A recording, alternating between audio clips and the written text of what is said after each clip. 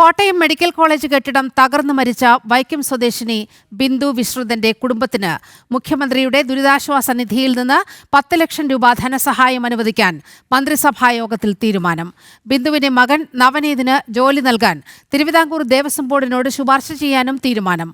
സർക്കാർ കാര്യങ്ങൾ മുറ പോലെ നടക്കട്ടെയെന്നും മകളുടെ ആരോഗ്യമാണ് ഇപ്പോൾ പ്രധാനമെന്നും ബിന്ദുവിന്റെ ഭർത്താവ് വിശ്രുതൻ പറഞ്ഞു.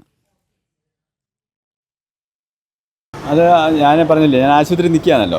അത് അതിൻ്റെ വഴിക്ക് സർക്കാർ ഇരുന്നില്ല, അതിൻ്റെ വഴിക്ക് നടക്കട്ടെ. ഞാനിപ്പം കൊച്ചിൻ്റെ സർജറി ആയിട്ട് നിൽക്കുക. ഇന്നലെ ഓപ്പറേഷൻ കഴിഞ്ഞ് എല്ലാവർക്കും അറിയാമല്ലോ, 4 മണിക്ക് കഴിഞ്ഞ് ICUല. എനിക്ക് പോലും കാണാൻ പറ്റുന്നില്ല. ഞാൻ അതിൻ്റെ ആരോഗ്യത്തിലുള്ള കാര്യങ്ങളിൽ പ്രാർത്ഥിച്ചുകൊണ്ടിരിക്കുന്ന ഒരു വ്യക്തിയാണ്. പിന്നെ സർക്കാരിൻ്റെ കാര്യങ്ങൾ അതിൻ്റെ മുറ പോലെ കാര്യങ്ങൾ നടക്കട്ടെ. അപ്പോൾ നമ്മളത് ആലോചിക്കേണ്ട. അത് തരാമെന്ന് പറഞ്ഞിട്ടുണ്ടെങ്കിൽ തന്നിട്ടുണ്ട്, തരാം, അവർ തരും. അപ്പം അതിൻ്റെ വഴിക്ക് നടന്നുകൊണ്ട് അല്ലാതെ ഞാനിപ്പോൾ അതിൻ്റെ പുറകിലൊന്നും പോകുന്നില്ല. നമ്മൾ പറഞ്ഞിട്ടുണ്ട് ഇതെല്ലാം, പക്ഷേ അതിൻ്റെ വഴിക്ക് ഞാൻ പോകുന്നില്ല.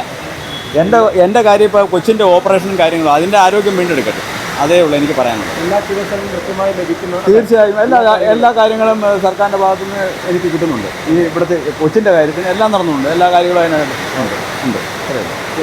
അതിൽ കൂടുതലൊന്നുമില്ല. നിങ്ങളുടെ അടുത്ത് വരണമെന്നോ പറയണമെന്നൊക്കെ എനിക്ക് ആഗ്രഹമുള്ള കാര്യങ്ങൾ. നിങ്ങളതിൽ ആദ്യം തൊട്ട് വന്നേ, ഓക്കെ, എല്ലാ കാര്യങ്ങളും പറഞ്ഞു, എല്ലാം ഉണ്ട് അതിനകത്ത്.